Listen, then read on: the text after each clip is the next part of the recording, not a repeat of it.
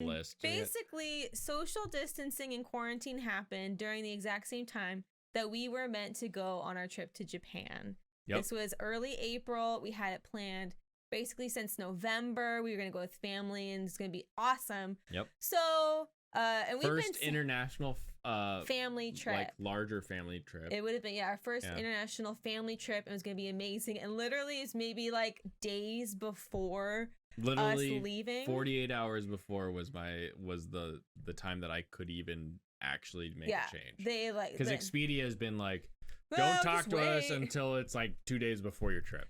Yeah, and we had to wait and all this stuff. And it was just kind of stressful because we weren't sure if we were still going and what the condition is of Japan, all this stuff. But we've been to Japan several times. We've been 6 times. This would have been our 7th trip to Japan. Yeah, we've been 6 times. This would have been our 7th trip to Japan. Oh. I know, we've been several times. We've been 7 times, and this would be the 8th.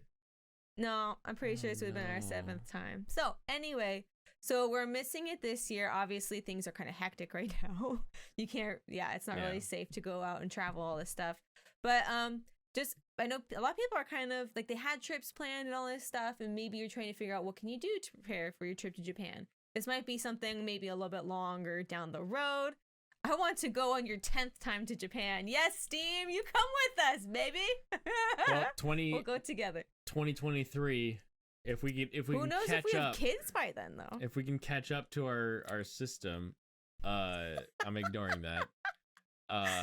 Of going once a year, then 2023 will be our 10th trip to Japan. Yes, that's gonna be a big milestone actually. Yeah. And that would be our 10-year anniversary. Yep. Oh, okay. Oh, Katey. We like a wah wah. Oh, Katey. Okay. Yeah. So, but basically, we've been studying Japanese pretty much ever since before we got married. Really. Yes.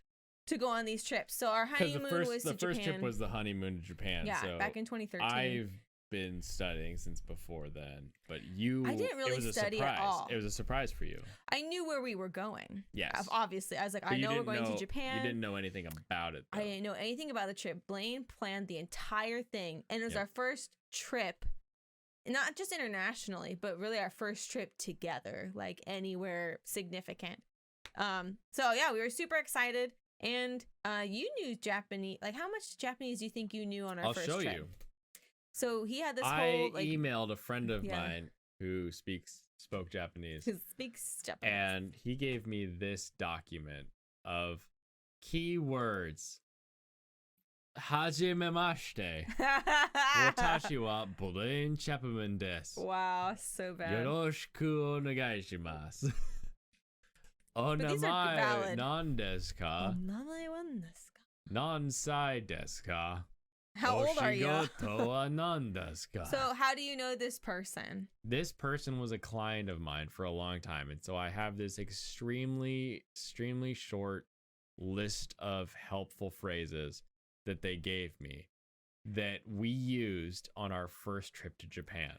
And we got it was fine. Like toire wa doko desu ka? Yes, that was literally the first phrase I ever learned. Ikura desu ka? How much is it? Ego ga wakarimasen or ego ga wakarimasu. Yeah. Do you speak Japanese? English? Yeah, or do you speak? Do you understand we know English? What you're saying. Yeah. And like that short list of phrases literally got us through all of Tokyo, Kyoto, Osaka, as well as in that first trip we went to this little tiny place in Yoshino. Oh, yeah, Yoshino. Yes. Up on the mountains called Sakuya. It's beautiful. It was so beautiful. Onsen, and it was really funny because like the guy there, he actually studied glass blowing on in Mount Seattle. Rainier. Yeah. We're super famous for glass blowing. Apparently for Chihuly and all that, right? Chihuly's here, baby. So he studied glass blowing here and then moved back to work at like his family hotel, basically, his little onsen just ryokan kind of up made there. the world seem really small in that moment. It was super funny, and like super funny. That guy, he speaks really good English, of course, because he studied 4 years up here.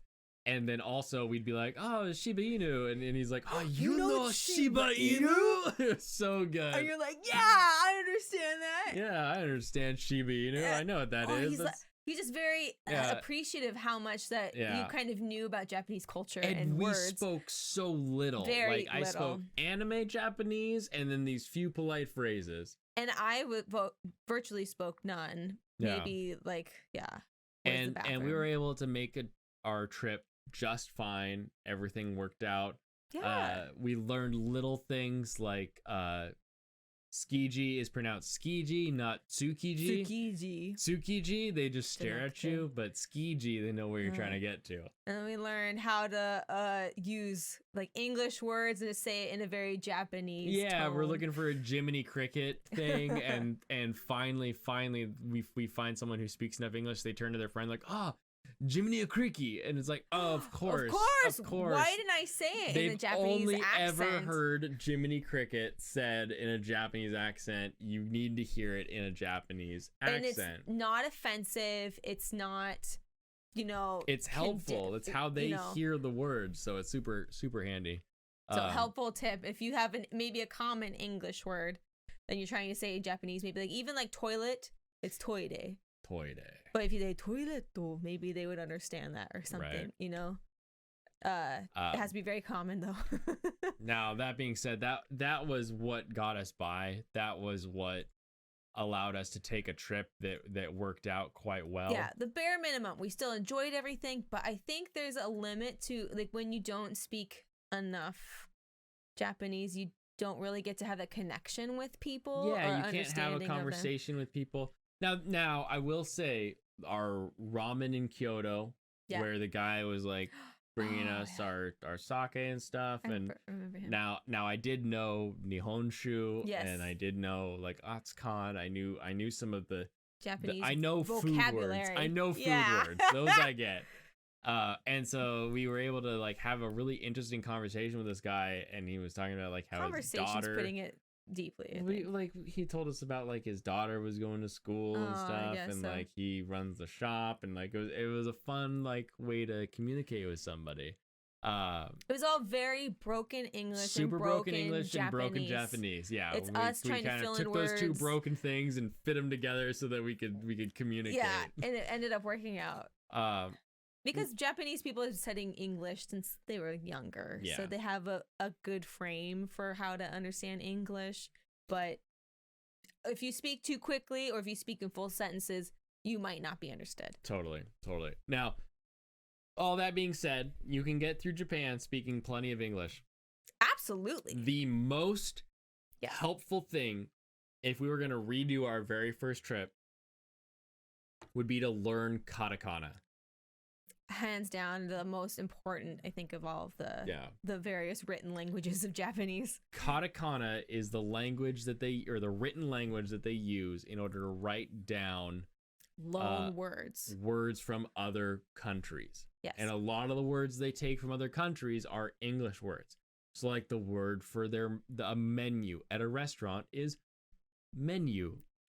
Yes. Menu. One of the best ways to learn katakana for me was with this 1 hour learn all the katakana video from Japanese Pod 101. And it's because they do this thing you can't really see it where they show this is the kanji, or this is the katakana for O.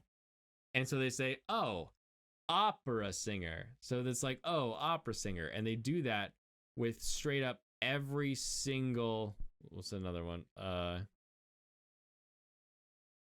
Hello, Risa. Hi, Risa. Oh, God, an ad. No! Here, get out of it now. Leave, hurry. Okay, I'm out. And they go through every kana and give it, here's the strokes for ka. Yes. Right? And then maybe that's something that... and so they show you how the stroke order goes. They show you all that. How it could be written in various And then fonts. they display, here's a hiragana for ka to give you an idea for that. and then they give you. Maybe they don't on that one. I don't know. No, because they make it look like a hatchet, like a little. Oh God. Well, they're explaining the difference between ga and ka right now. Okay. So. Anyway, so you can get the idea. They're going to show you various ways of like how to have a visualization of these different characters because it's so foreign from the, the lettering that we have. Yeah. And even like Italian uses some of the same letters that we have. Like you recognize those, but these are completely different. Like you've never totally different. Shapes. Totally. Yeah. So it gives you that visualization. For an axe, like the and you still remember it. When literally it looks like an axe, and it sounds like axe, so you're just gonna remember and it goes through just in an hour you can learn all of these, and it's great practice. And I rewatch it all the time in order to kind of like right before we get caught up on like my katakana, because if you get a menu, a lot of food is written in English, but in katakana. So when you're reading the menu, more or less, it says omelet. It's omuletto, and it's like, I can just say omuletto. And what's funny is if you're traveling with someone and you're reading it, you're like omuletto, and I would listen. The other person will hear the Japanese English and be like, oh, that's an omelet, and you're like, oh, cool. And the first time that we traveled, having learned some kana was so handy with that. Katey would read something and I would be listening for it. That is one thing that like my brain definitely is much more of a listening brain. So like if someone's talking, I can hear like the more important things they're saying, and I can kind of have that conversation based on that, which is great. Super helpful. And I remember some of those first trips where like someone would be saying something and I would be like, how do I tell them that we're here for 4 nights and we're going to this restaurant, and it would be this weird like hands on brain. Yep. Then writing it, I think honestly writing it would be helpful as well if you're more of a tactile learner. Yeah. Then it will give you that kind of motion of like, this is how it's written, so it's how it sounds and all that kind of stuff. Yeah. So those are some super helpful resources. One of my newest favorite YouTubers for learning Japanese, if you just have like you're in the shower, you just kind of want to learn some stuff, or if you have some free time like on your lunch break, grammar. She's so helpful. It's Miku Real Japanese. She breaks everything down. She has these skits that makes it really relatable, and actually a lot of them are really funny too. And then she'll like explain to you like how it fits, and then like how to equate it to English kind of. And then she'll even test you at the end. So it's really helpful because then you're like, okay, I understand like no is a particle for of, and it's also possessive. And she'll give you like different ways to like, if you're going to say, what Blaine's book, how would you say that in Japanese? And you're like, Blaine no honwa, like. Yeah. So it's nice that you can actually like see it and like have the context and tests at the same time. So she's super helpful. And then Duolingo, I mean, it's free. And I mean, it's not the easiest, I think, for learning grammar. But if you like watch Miku and then you go back to Duolingo, I think all of these things need to be done together. Yeah. No one thing is perfect. Watch the katakana in an hour. Other ones that we've enjoyed, like Japanese from Zero, has some interesting information. Duolingo is helpful. We have a Rosetta Stone too. Like, Rosetta Stone's one of the free. first things I learned in Japanese was "Onanoko hashitemasu," and it's it's such an unneeded thing to learn, but I learned it and now it's just like stuck in my brain. Yeah. Thanks to Rosetta Stone on that. Stone, man. But yeah, I mean, like, and especially, I know the Olympics were supposed to happen this year, but even so, whenever they do happen to happen in Tokyo, like Tokyo's already so just geared towards English speaking people. Yeah, it's an extremely international city. Yeah, you won't really have a problem navigating. Like, you could just ask someone maybe. Like, if you could learn the phrase, like, do you understand English? And then you could talk, and they'll say, like, yes. Doko desu ka? And just, like, point to where, like, you want to go. Or I was going to say, if you can remember the phrase, like, do you understand English? And then you can talk in English after that. Because a lot of them, are used to those interactions. And a lot of people will try to practice their English with you. Oh, that's the best. Like, I love that. Every time we go to a maid cafe, we have like the maid that is for your table that you're interacting with. But when you're a foreigner, throughout your meal, every maid takes a turn to come up and be like, "Hello, my name is," and they have like an entire little like, "Where are you from?" and they try to like talk to you and practice their English, because especially in those situations where they're in an extremely hospitable role. Hospitality role. Yeah, they're in a hospitality role where they never know when they're going to get somebody who speaks English or German or French in. So I'm sure that as soon as someone's in there who speaks one of those, they all kind of line up to be like, "Oh, let me practice a little bit. Let me see if we can have a little bit of a conversation." And they do every time, and it's a ton of fun because then you just get this parade of maids that all just want to like talk to you and ask you where you're from and see how you're doing today and ask what your favorite music is. Yeah, all these like very simple questions, but it's just nice that they want it's the little conversation building questions, you know, and they all work very well to like try to figure it out and work together on that. And the funny thing is, I do the exact same thing when Japanese people are in my restaurant and I know that they're speaking Japanese. So it's not just like, oh, they're trying to speak English, but it's like, I want to practice my Japanese on real Japanese speaking people, like native speakers. We're about to have a Japanese employee. Are you really? And I said John A when I hung up the phone. No, you. Oh my gosh, Blaine is the worst at this, but the best at this, because every time we'll go to like maybe a Japanese restaurant in our in America, in our state, just takes over. Start speaking Japanese. It just takes over. Like, he just like gets in the zone, and I appreciate it though, because like you're just Unagi kudasai. Yeah, and then they're kind of like, what? Excuse me, like white guy. But it's fine. It's weird because it pops up. I'll be like, "Oh, I'll have your house sake," and they'll be like, "Oh, how do you want it?" I'll be like, "Atsukan," and they're like, "What?" I'm like, "Oh, that's right, hot, please." But yeah, hopefully those are some good resources for you guys to kind of learn more about more Japanese for your next future trip to Japan, whatever that might be. Whenever and whatever that may be. Yeah, right. Future date. Let us know.